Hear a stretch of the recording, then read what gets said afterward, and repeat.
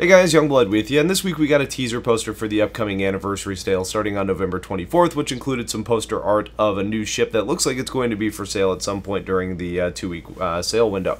Now, all we really know is that the ship looks like Anvil, specifically sharing a lot of similar looks to the Hornet line, so that's what we're assuming the manufacturer is, and frankly, I'd be shocked if it ended up being anything different. Now, I thought most of the upcoming concept ships were supposed to be civilian-focused, but looking like Anvil and looking like a fighter, I think we're obviously going to be diverging from that, at least to some extent. The teaser poster has the tagline of presented by UEE Civil Defense Corps, so that also suggests combat in some capacity. But more specifically, something Anvil is maybe making to empower civilians or militias, almost like what was done with the Polaris, with RSI making that available for militias as well at a cheaper cost. So I think what we're probably going to see here is that this is likely going to be an Anvil ship that's designed to fit a gap in its fighter lineup, being the light fighter category, which would end up putting it in an area to compete with ships like the Gladius or the Buccaneer, and would probably serve as a cheaper combat option for those that are looking to get into the combat game.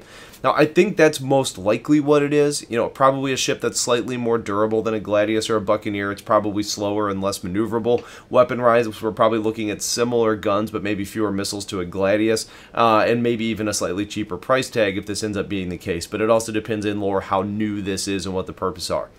Now, another option that's being kicked around is that it could be the Carrack scout ship, the Pisces, but the wings would need to fold back, but we've seen that with the Hornet line, so that's definitely possible. But the size of the cockpit seems to indicate that this is a much larger ship than a snub, but it looks relatively lightweight as well, so it may end up fitting into that category. Now, personally, looking at the design, large wings are probably not ideal for a scout ship on an exploration vessel, which would probably be tasked with jobs to run in and out of asteroid or debris fields, so large wings tend to end up hitting things.